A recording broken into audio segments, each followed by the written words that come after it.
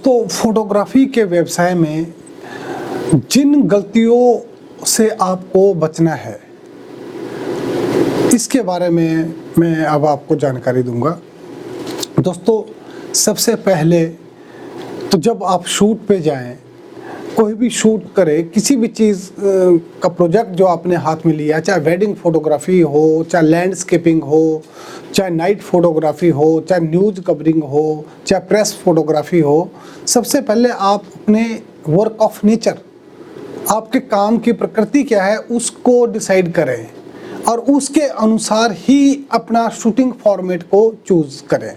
जैसे shooting format में आपके पास बहुत सारे फॉर्मेट हैं, जैसे जेपीजी है, रॉ है, पीएनजी है, टिफ है। ऐसे फॉर्मेट आपको आपके कैमरे में के मेनू में जाएंगे तो आपको सिलेक्ट करने को मिलेंगे।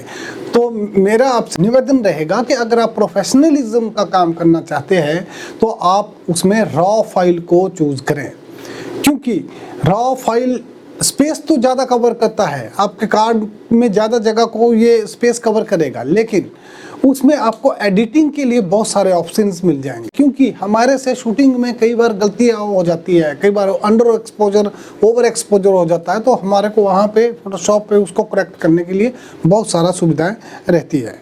दूसरा, जब आप किसी काम के लिए जाएं तो अपना इक्विपमेंट का बैकअप अपने साथ लेके चलें।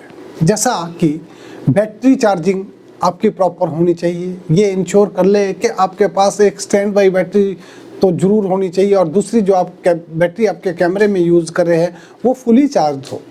ऐसा ना हो कि आप मौके पे जाएं और 5-10 मिनट 15 मिनट के बाद आपकी बैटरी एग्जॉस्ट हो जाए और आपको काम करना बंद करना पड़े। जब भी आप एडिटिंग करेंगे फ़ोटो की, तो उसमें एडिट इतना ही करें, टचिंग मटेरियल उतना ही डालें कि आप इमेज की शेप को ना बर्बाद कर दे। ऐसा ना हो कि आप इतना उसको टच कर दे या इतना एडिट कर दे कि ओरिजिनल इमेज की शेप को ही ख़त्म कर दे और उसमें कुछ बनावटीपन ले आए, तो वो भी करना अच्छा नहीं रहेगा। इमेज को उतना ही टच करे, उतना ही रिफाइंड करे जितना कि जेन्युइनेबल है, बस उसको उसके जो ओरिजिनल जो मूल रूप है उससे उस इमेज को ना बिगाड़े।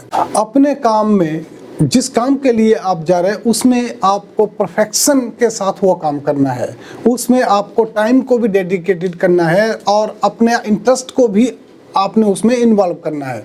जो भी काम आप करेंगे वो विद इंटरेस्ट के साथ वहाँ पे काम करेंगे। बैड टाइमिंग को आपको अवॉइड करना है। बैड टाइमिंग मीनिंग कि कहीं पे कोई फंक्शन शूट कर रहा है और वो मोमेंट्स निकल जाते हैं और आप शूट नहीं कर पाते, इसलिए आपकी टाइमिंग सही होनी चाहिए। शूटिंग टाइमिंग जो है आपकी प्रॉपर होनी चाहिए। जब भी आप शूटिंग के लिए बाहर जाए, चाहे इंडोर हो चाहे आउटडोर हो, हम 2 टाइप की शूटिंग मैक्सिमम यूज़ करते हैं, या तो indoor and other than outdoor. तो जब भी आप ये लोकेशंस चेंज करें, इंडोर से आउटडोर जाएं, तो अपने कैमरे को वाइट बैलेंस रीसेट करें। अगर आप मैनुअल मोड पे रिकॉर्डिंग कर रहे हैं तो आपको इंडोर में वाइट बैलेंस अलग से होगा और आउटडोर में वाइट बैलेंस अलग से होगा, क्योंकि दोनों लाइटिंग कंडीशंस डिफर करती है। आउटडोर का कलर टेम्परेचर कुछ और होता है और इंडोर का कलर टेम्परेचर कुछ और होता है, इसलिए दोनों कंडीशन में आप वाइट बैलेंस कैमरे को करें ताकि कलर रेंडरिंग आपकी प्रॉपर हो सके। तो दोस्तों, जब आप जैसे जैसे आप फोटोग्राफी को सीखेंगे, इसके टेक्निक्स के बारे में आपको जानेंगे, तो धीरे धीरे आप उसको इम्प्रूव कर पाएंगे। दोस्तों, जब आप अपने किसी प्रोजेक्ट को कंप्लीट कर लेते हैं तो उसको विद इन टाइम जो है आप कंप्लीट करें। ऐसा ना हो कि आप उसमें ओवर टाइम कर दें, मीनिंग जो काम आपको 2 दिन के अंदर अपने कस्टमर को देना था उसके लिए आप 1 महीना लगा दें। ये काम ऐसा करके आपको बड़ा भारी फाइनेंशियल लॉस हो सकता है और आपकी मार्केट के ऊपर भी इसका असर पड़ सकता है।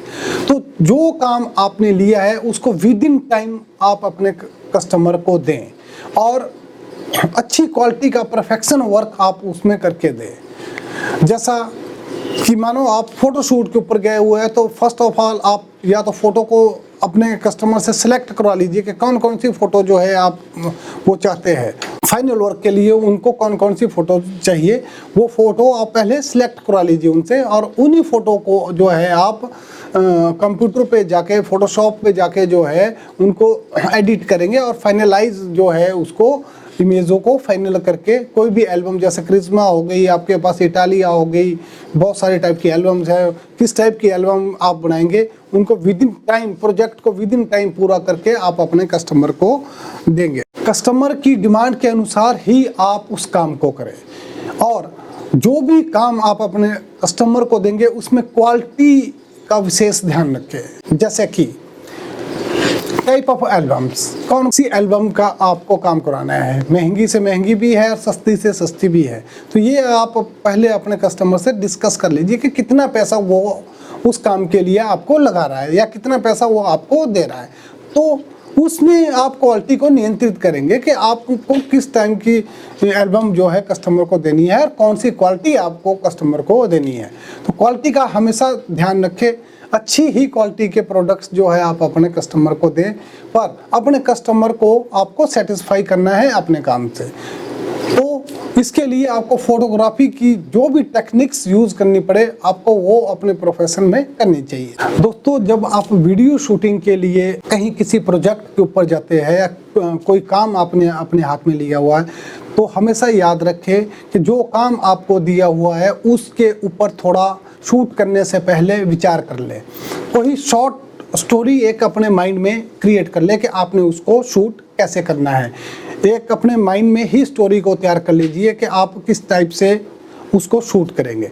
तो दोस्तों, मैं आपको बताना चाहता हूं कि जब आप शूट स्टार्ट करते हो तो मिनिमम आप 4 शॉट में उसको जरूर लीजिए। जैसा आपका फुल लॉन्ग शॉट हो गया है, उसके बाद आपके पास मीडियम लॉन्ग शॉट हो गया है, उसके बाद आपके पास क्लोजअप हो गया है, और उसके बाद आपके पास बिग क्लोजअप हो गया है। इस टाइप से आप शॉटों को डिवाइड कीजिए। कैमरा मूवमेंट का विशेष ध्यान रखिए, panning left to right, camera tilt up and tilt down, camera move forward, camera move back, इन सारी बातों का प्रॉपर ध्यान रखिए। और उसके बाद जो है अवॉइड एक्स्ट्रा जूमिंग।